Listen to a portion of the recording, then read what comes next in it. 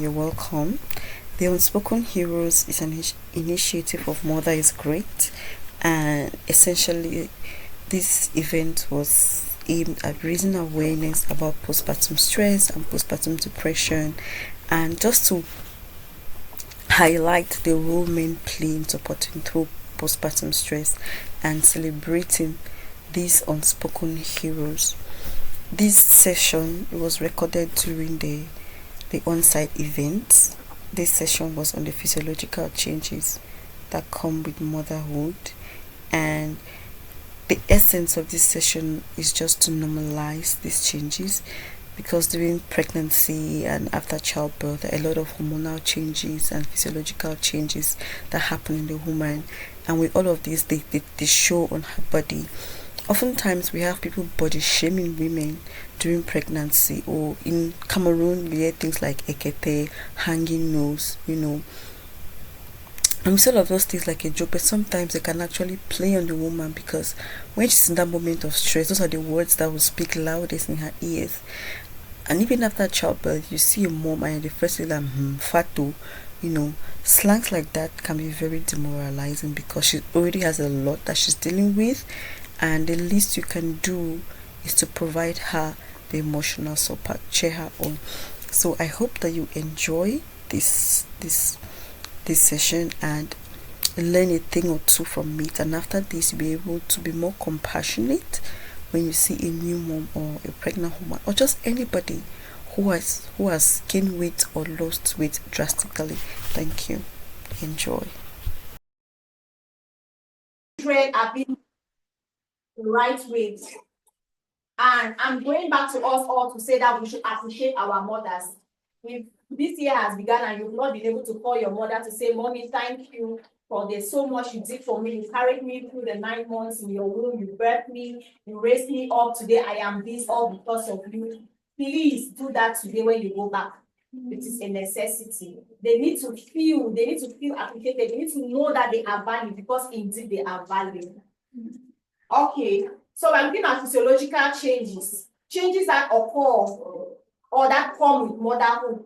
There is one saying that I always say in the community when I'm speaking with my mothers. I always make them to understand that pregnancy leaves no woman the same way it made her. Hello? Pregnancy leaves no woman the same way it made her, which means that there are so many changes that come with pregnancy. So many changes that come with pregnancy. Is it the physical? Is it the hormonal? Is it the mental? There are just so many changes. And so I'm really marveled in the community when I'm hearing somebody say, how you will work with your belly. So it really aches my heart, because as much as it aches my heart, it makes me to understand that I have a duty, I have something to do. Because if they are able to understand that there are changes that come with motherhood, they will not be able to air out such from their minds. And so it is something for all of us to know, so that when we go back to our communities, to our neighborhood, to be able to take it there. So we're looking at physiological changes that come with motherhood. And in motherhood here, we are breaking it into two. Those that come in pregnancy and those that come after you put to bed. So when you're pregnant, normally as a woman, when you're pregnant, we always say that it is good that when you plan to become pregnant, you should visit a health facility, be it your midwife or a gynecologist, so that they'll be able to do some pre-pregnancy workups with you, because there are some things that your system needs to get in before you carry a baby.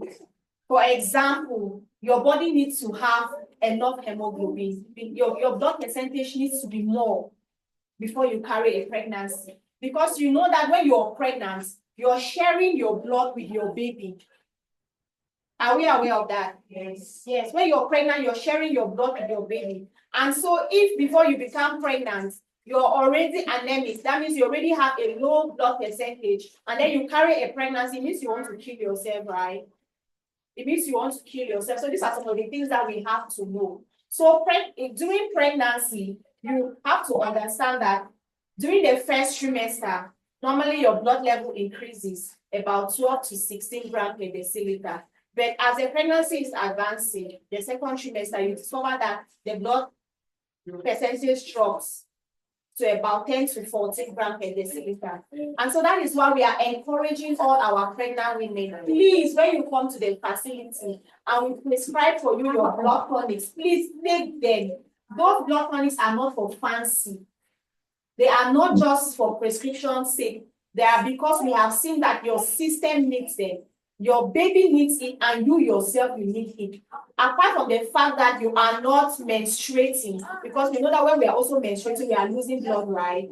Yes. But during pregnancy, you are not menstruating. Then you are carrying someone inside of you who is bigger than menstruation and who needs more blood than menstruation even sends out. Hello. Hello. You need to ensure that your blood percentage is top notch, is at the maximum level that it can be. And so we encourage you to take your blood medications. We encourage you to take in enough veggies, that's vegetables, take in protein diets, those things that we know that will build up the iron that you need in you and the hemoglobin. So aside the fact that we have changes in our blood levels during pregnancy, we also have other changes in our bodies during pregnancy. So another one too is changes with respect to our blood pressure, our cardiovascular system. Cardiovascular is the heart. When you have cardiovascular, I just want to try to, as much as possible, to break it down in the most simple way I can. So cardiovascular, we are talking about your heart. Cardio is the heart, right? Vascular is blood vessels, the veins, arteries, and so on. So with respect to your heart, your blood pressure does not go up. Your blood pressure is lower. Hello.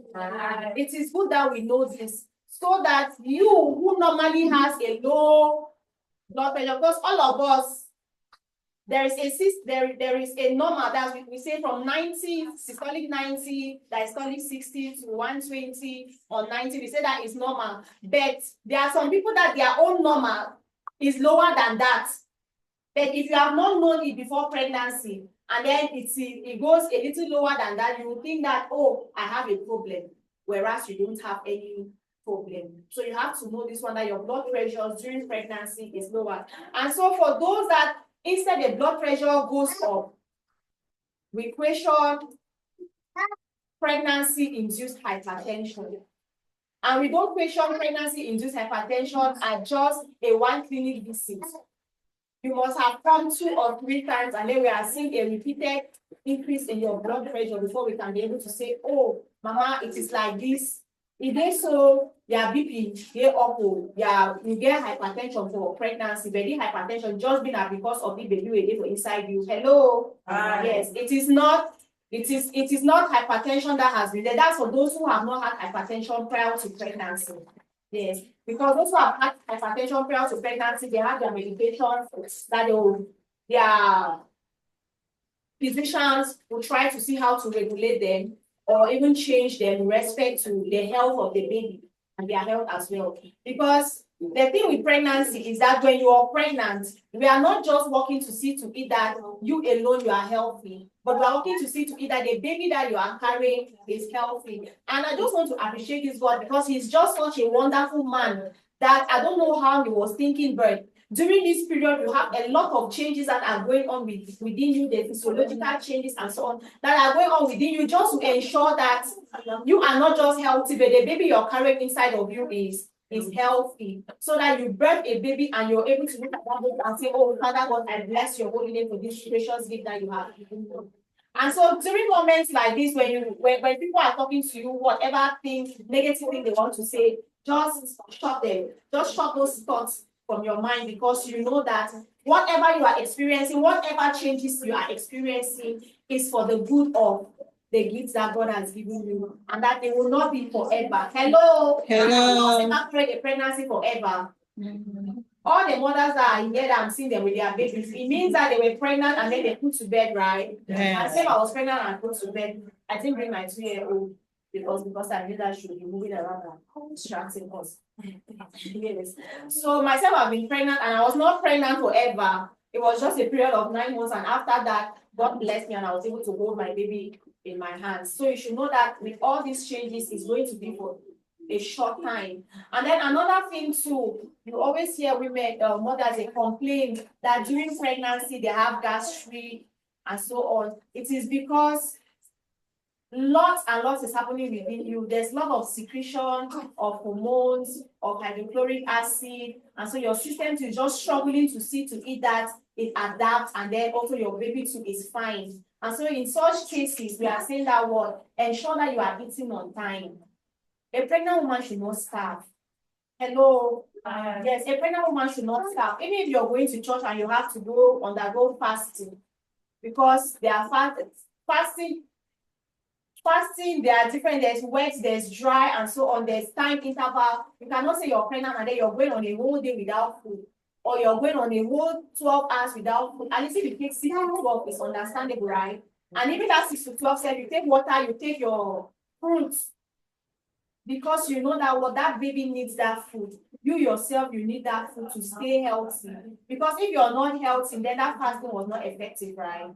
There was no need for you to do that fast. Because one thing that God is interested in is not just it's not just in us praying to Him, but it's in the mission of men. It's in us being able to show love to one another. And so if you're starving your baby, it means you're not showing love to that baby, right? If your own very self, you're not showing love to yourself. Yes. So in all, we are saying that you should be able to know that you have to eat on time. Don't miss your meals. Yes, don't skip meals. Eat on time. Then another thing, apart from the blood pressures and so on, you often, with the renal system now, there is the increased ability to void. During pregnancy, I'm sure some of our husbands are just tired of us. Hello, you are sleeping in the night, meaning me, I open the door, shua, you are going to urinate, shua. But this one, what I'm saying is so that they should be able to understand, because those are changes that come with pregnancy. We cannot do anything about it. It's not our fault. That's just how God made it that. Hello, yes. And so our system is working in such a way that we are able to release everything that is not good for the baby and is not good for ourselves. And so that is why frequently you have to void out, you have to go and urinate. You have to go and urinate. And then now, in the process of you passing out this urine, normally when you're pregnant, there is sugar. Let me put in the way all of us will understand. When I say glucose, most of us, not everybody will understand. So there is glucose in your urine. When you urinate, there's glucose in your urine as a pregnant woman. But when you are not pregnant, there's no glucose in your urine. And so if they test your glucose in your urine when you are not pregnant, they will say that you're diabetic. Yes. But now, during pregnancy, you know that it is normal. But if it is that every time they want to check your urine in the hospital, every time it is showing, especially if the traces of the glucose are more, there will be inflation that you have gestational diabetes, that you have diabetes that is induced by pregnancy, and they will try to see how to work with you to manage that until you go to bed, so that you're also fine and your baby is fine. Because our priority is that you should be able to go through your pregnancy journey smoothly and then birth your baby who is healthy with positive pregnancy or birth outcomes. So aside the renal system, we are also looking at, you also have the respiratory system. When a woman is pregnant, the way you breathe, right? That's what I'm talking about respiration. Respiration is taking in air, taking in oxygen and doing what? Sending out carbon dioxide. Yes. And we know that during pregnancy, you need more oxygen. You need more oxygen. Our women need more oxygen. They don't need to be in closed places that are airtight. Me, when I was pregnant, Jesus, I always like to wear things that are free. See, anything that is constraining, that is holding, like, I feel like I cannot breathe. I feel like my airway is tight.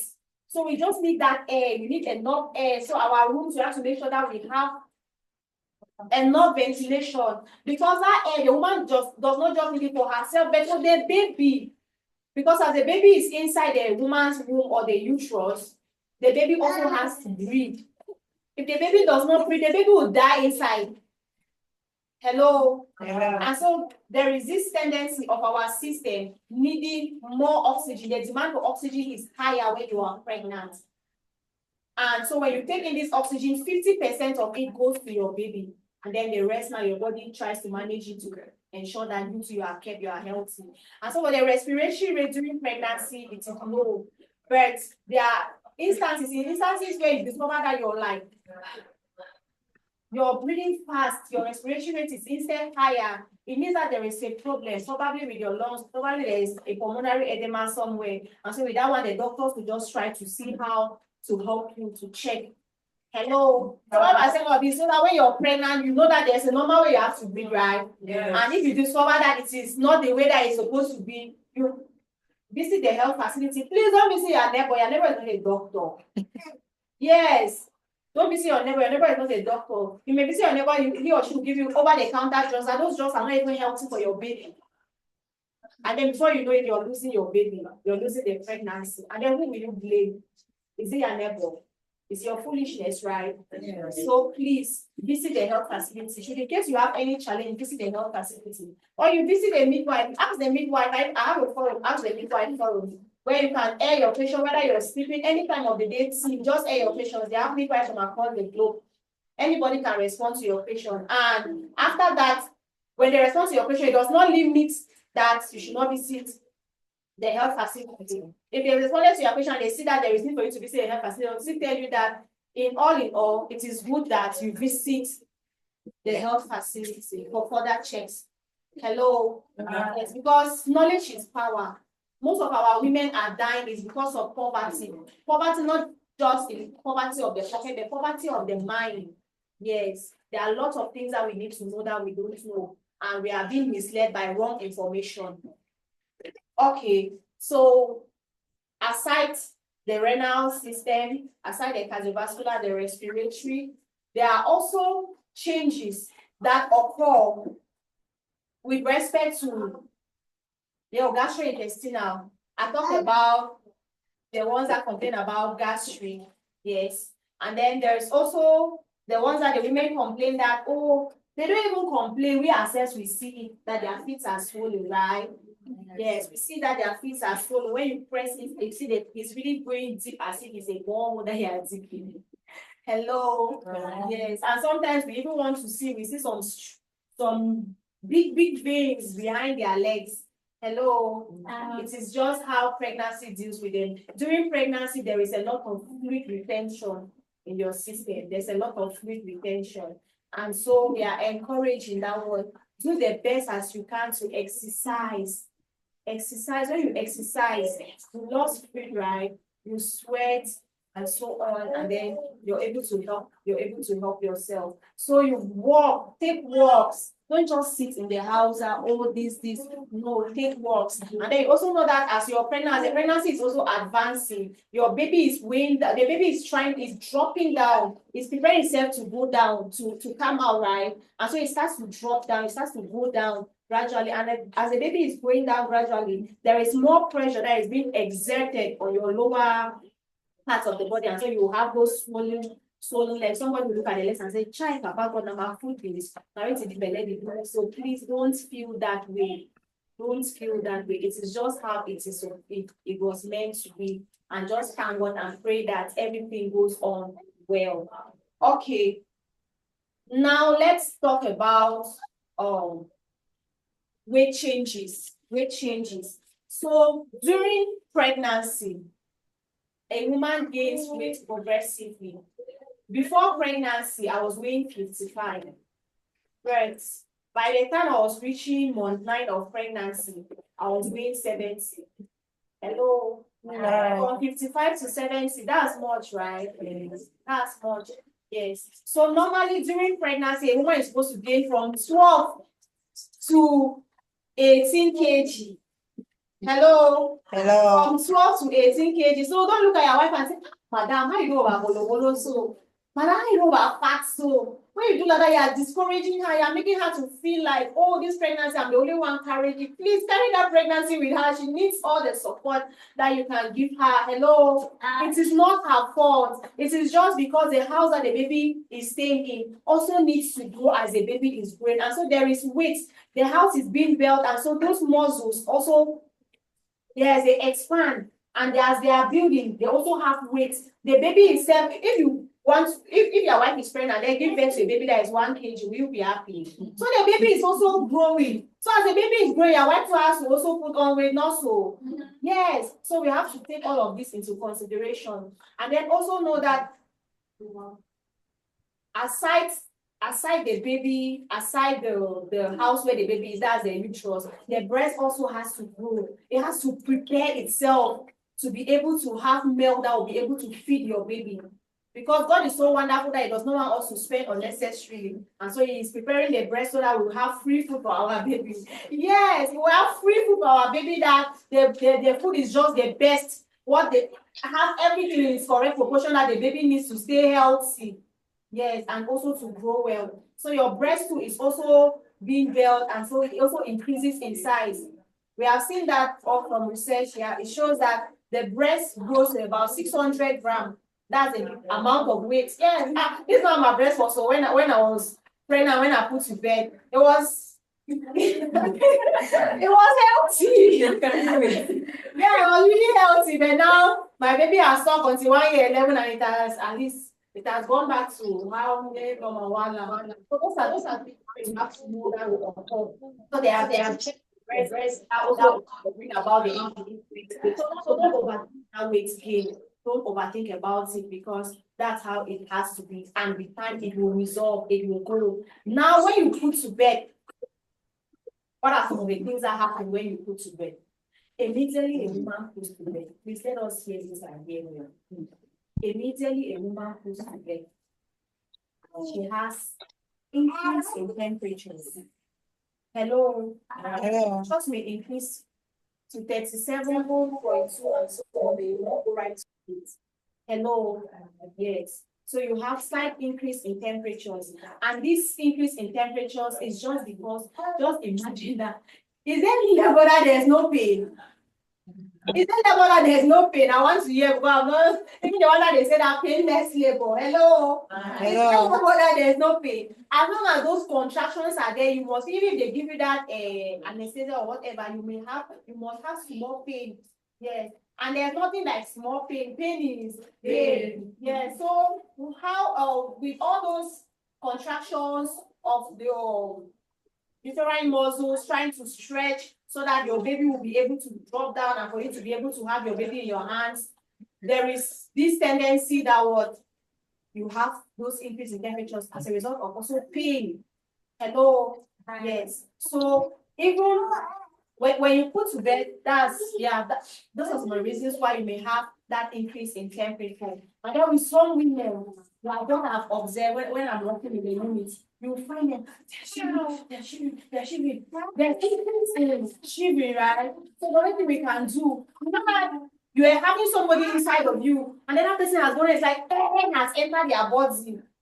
The air that was not there, it's like there's a vacuum, right? Yes.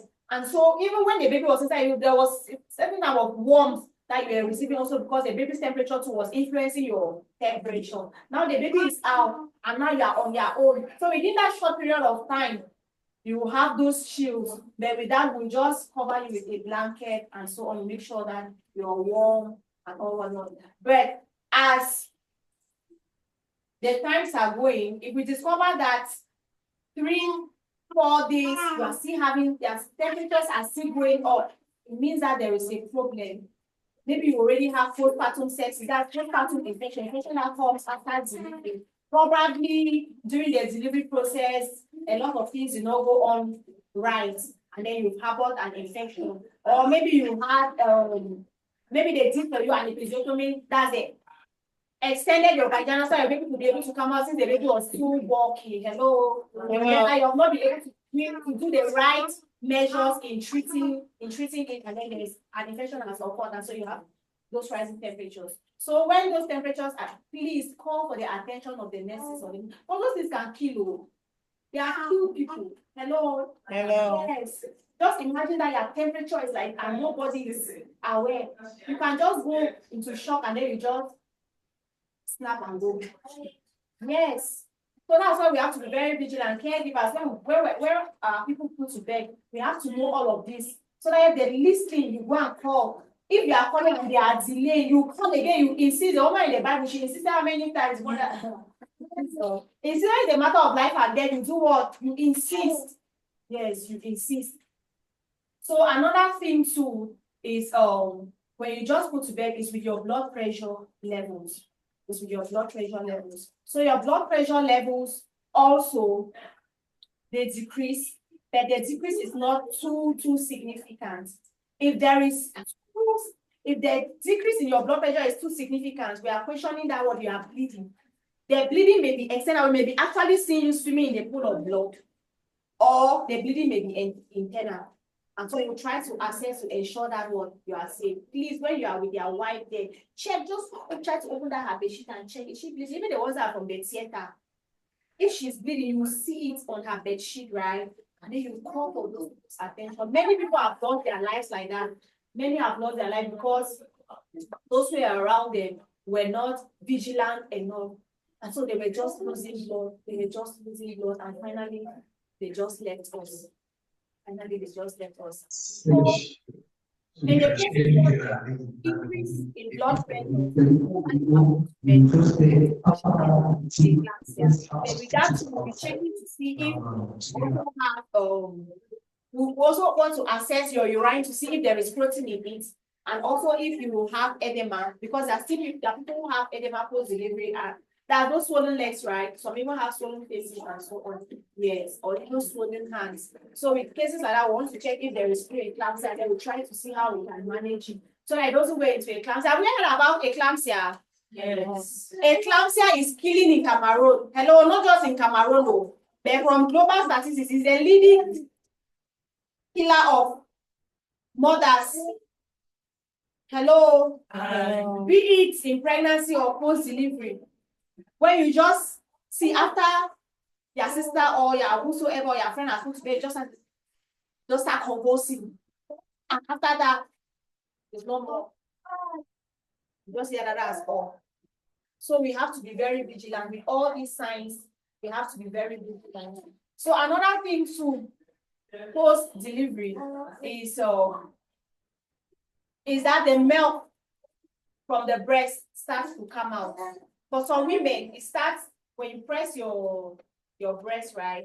When you're pregnant at maybe 6 months and or so, and then you may discover that the milk has already started coming out. But not everybody is the same. For some, it's when they are put to bed, and even for some, when they put to bed, the breast is not coming out. It is only when the baby initiates breastfeeding. That's when you put the baby to breast, and then the baby is now stimulating it. As the baby is sucking, it's stimulating now all the hormones in the breast part, and then the breast now starts to flow. Hello? Yes. And so for those ones that they put to bed and we put the babies to breast, please encourage all your partners, your friends, or whoever within the first hour of birth, they should be able to put the babies to breast, because that's what also encourages the flow of the milk.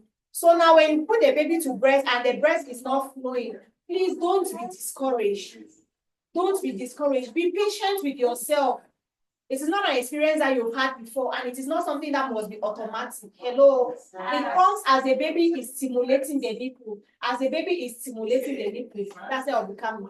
And for some women, we have them presenting with retracted nipple, which means that their nipple is inside like dimples. Yes, I can call it a dimple nipple. So for those ones, we encourage their husbands to suck those breasts, let that nipple come out. Yeah. So we always give this encouragement when they come for clinic visits. Let them start to do that practice even before they bed. And if for those who are that they do not have the knowledge to do it before they put to bed, and they put to bed and their husbands are with them, encourage them to suck out that nipple, let that nipple come out, because the baby needs to hold that nipple to be able to suck. And if the husband is not there, we'll try ourselves to use a syringe and then try to see how to pull the nipple out. But it's not painful than the husband doing some romantic something on top, right? Yes. So when we discover that the milk is not flowing, all we can do is encourage you. Please take in enough fluids, make sure that you eat well. And the eating well is that you eat food that have fluids, right? Yes, like pepper soup, achu, Like when people say that actually make a baby the flop, it's just because of the fluid that is there, right? Yes, because you need enough fluid so that milk will be heavy. But for some people, whether you do hard, or the milk will not flow. It is because there is a particular gene. Yes, they have a gene that is so, how would I say, it's not recessive, it's so it's at its peak, and so it suppresses the flow of milk. So with those ones, they just have to go for the gene therapy, and yes, or they just have to maybe buy milk from the breast bank, or they do their formula feed. Yeah. Okay, then another change also that occurs with a woman after she goes to bed. When you go and you put to bed, their vagina is expanding. Hello. Yes, as the baby is coming out, just imagine that fine, handsome baby that come and go, and that baby weighs 3.4 kg. How do you think that baby pass in between that small place like that? Because maybe the way that during that time the vagina will just expand until the baby will come out. And so when this vagina expands like that post delivery, it takes time for it to go back to its normal way that it was. And even with all the pain and so on, and so we are encouraging and begging our husbands that please, after we put to bed, give us time. We need to also heal. You know, the bedding process is also traumatic. It's not as easy as it may seem. Yes. So with all the pain and all whatnot, please give us time, at least 6 weeks now, then we can be able to function again. Yes. So we need that healing process. And then also another change to that, of course, after a woman puts to bed is that your uterus, they call it uterine involution. Your uterus is trying to take back its shape. That's the house of the baby. The uterus is the house of the baby. It's trying to take back the shape that it was in before you became pregnant, and then to go back to its normal position. Hello. So it takes time. It will not just be automatic. So sometimes when you're in the hospital, the doctor will come, and then the doctor will see the doctor is pressing your stomach and is asking how many fingers is this, because he wants to know the level at which the uterus has dropped, whether it has gone voila. So another change too. So for you to promote this uterus to go back to its normal position, what should you do? Please breastfeed the baby as often as the baby needs the milk. That's on demand, exclusively. Breastfeed your baby. Breastfeed your baby. Some of us are craving for flat tummy, right? Mm-hmm. Yes, some of us are, my mom is already flat. Oh, yes.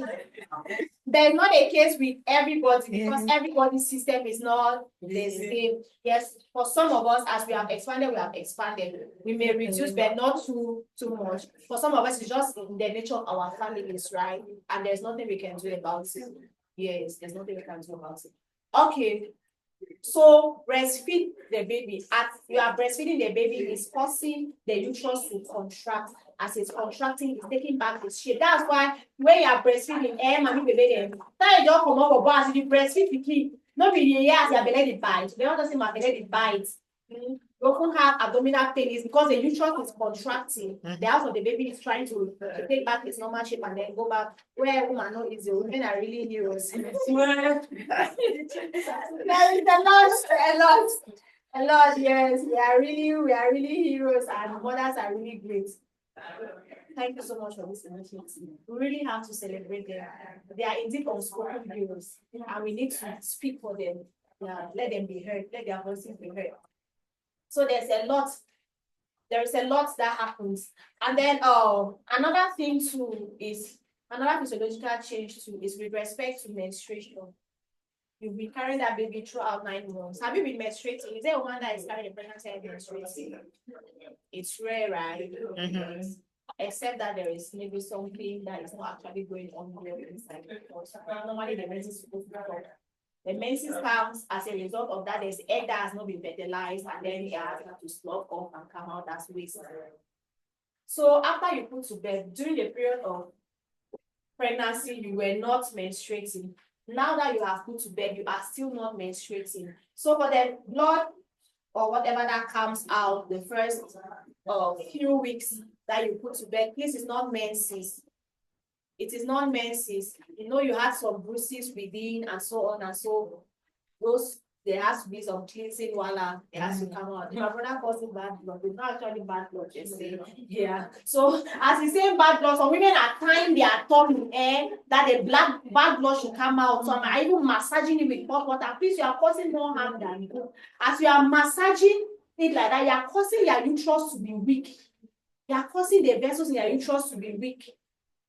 And that's why even after you have tied and you have massaged, you have your stomach is just, yes, it's not firm again because you have destroyed. Yes. Some of us are doing that because we want to have flat tummy. If you want to have a flat tummy, breastfeed your baby. Breastfeed that baby to 2 years.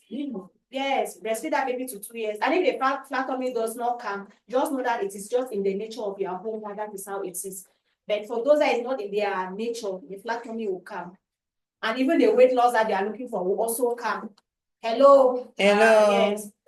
So we are saying that the menses will not return as long as you are breastfeeding exclusively on demand. Okay. The menses will not come. And for those that the menses have not come up to 6 months, they are benefited and they have used it as a family planning method for the period of 6 months.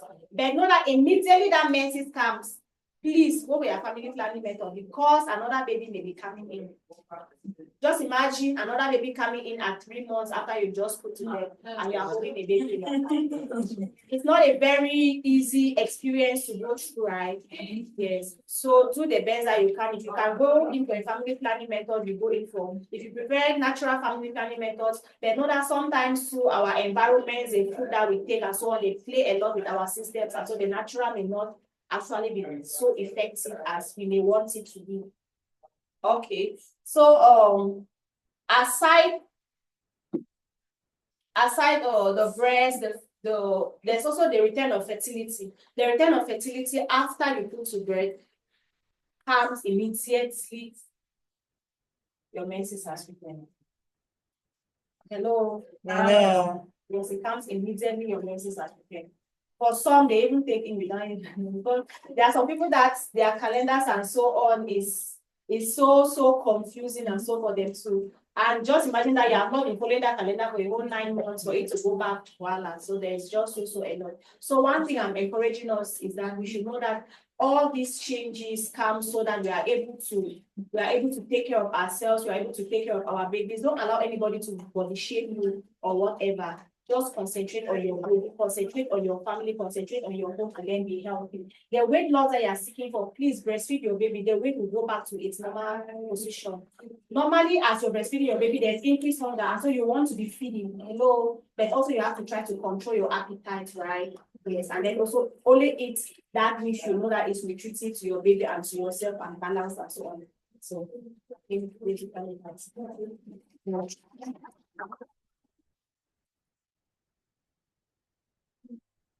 Thank you very, very much, Maggie, for those. You said the weight loss that you're looking for was written that, oh, means that in this life I'll become dry one day. But then you say again that we should control our appetite. Because what do you mean by that? Because the plan is okay, when I have that child, you will breastfeed and I will go down. But now that you're saying we should control, But anyway, so there's a lot that happens to us as mothers. Oh. Yeah, I mean, more than two. I'm thinking of children. Yeah, there's a lot that happens to us as mothers. There's a lot from the changes physiologically, in fact. So now we just want to take pictures. We just want to have a short picture break so that at least we can stand up, stretch our legs, say hi to 1 or 2 people before now we continue with the program. Are we okay? Are we d'accord with that? Yeah. All right. So. Anybody has questions? All right. Sorry. Do anybody have any questions? Are there questions from online? They're not questions.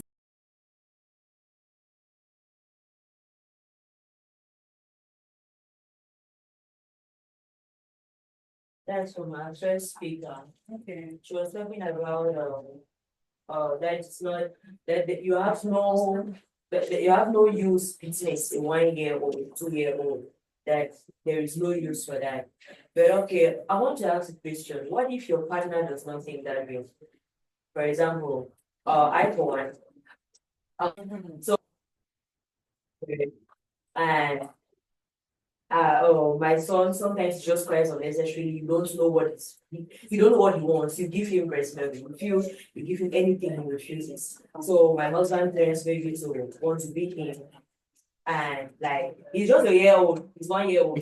And I'm like, I want to be at that point where I tell him, okay, I think it's not, we have not gotten to that place where we have to beat him yet. I think we should try to understand what is best. I'm like, I don't want to take away that role he has as a father. I don't want to be like the person who is refusing from correcting a child when he is wrong. So how do we manage that thing exactly? Because it's really disturbing. Talking about that, that's a very terrible situation. So if you see any man responding like that, it is a symptom of serious anger issues. The thing about childbearing is that you need to be prepared for childbearing because the cry of a child has buttons that it presses on you if you have not dealt with yourself.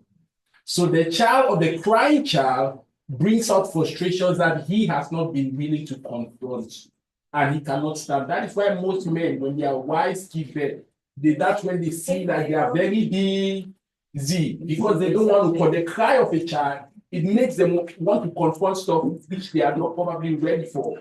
So it is for him to deal with his issues. If he's talking about discipline, he should start with what? This. No child is born with a manual, like this is what you do. Every child is different. Yeah. So it takes patience not just from the mother, but from the mother to what the child needs. Thank you so much for that. Okay, we have more questions. No, I'm something to add to that because just for the fact what person for the fact that she's a lady and she may go home and say, I think that you have some anger issues. What I've come to realize about kids is that, like you said, no child came with a full manual, but you can download your manual from the Holy Spirit. See, there are some kids that it's not because they have a need. They will cry, you pray, you pamper, you carry them, you will do everything. Some kids, genuinely speaking, we have different I don't know if I say notion or perspective concerning whether it's discipline, whether you have to be or you're not supposed to be. Ask the Holy Spirit. Some kids unnecessarily is not for any reason. Just ask the Holy Spirit, what should I do now? And I don't know if the Holy Spirit will say it, which he may say it or he may not say it. If you hear that spanking, talk small. Spanking, I think midwives, they tell us, if he bites your nipple, just spank. Yes, because there are some kids that you will not know why they're doing that.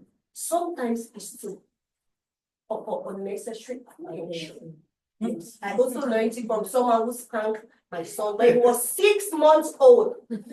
And now I'm with a very balanced mindset about parenting. When she did that, and we stopped. So I don't know. Thank you. Thank you so much. Yes, I'll ask my question very easy. How to put it? Once the woman be pregnant, like Riley talks, sometimes when you get to weight, it's like 70, and immediately into birth, and they take the weight of the pikin. Sometimes the pikin is about 3 kg, and you go take the mommy weight to, you try for add that pikin in weight. You know the big say, what did happen? What did I lost? And how I do lost? Okay. So when the woman born up, yes, not be that only they wait from, sometimes we be there with belly. I be talk about say the house we begin with the way too long. Yes, you get to your own way. So say normally when you don't born now, that house for him to you don't go back for the normal position. And then for that means they again. So no matter you will see that difference. And then as soon they begin to you don't come out. So the difference to placenta to the weight. Yes, placenta to weight, the give nourishment, but they begin to get always to weight the way. So when they don't move now, that way for the begin and then the placenta onto the mommy own way too, will be the same though. And this will drop like by 5 kg. And then when one look at if I say if we dey attentive or ask the midwife, they say, the placenta the way. Then you take the weight now, you calculate the key own weight plus the mommy own weight, you see and I say the weight don't match up with the one way you do on the day. And then get to know to say, but this will be I said the weight now. 600 grams. Okay, 600 grams. Breast. For what of it? All right, thank you very much for the comments, for the questions. I think this is just the beginning. As we go into the program, we're going to be learning more, we're going to be sharing, You take things that you have heard in the quarter, if you have heard anything, you act it, yes, that they are going back. When you hear somebody say something, they say, you spoil the road, you spoil that time. Not that you say, hey, no, calm down. That's small. Yes. So, as this, like as we're going into the program, we're going to be learning more, we're going to be exchanging, So for the pictures, I think we'll just take the pictures here.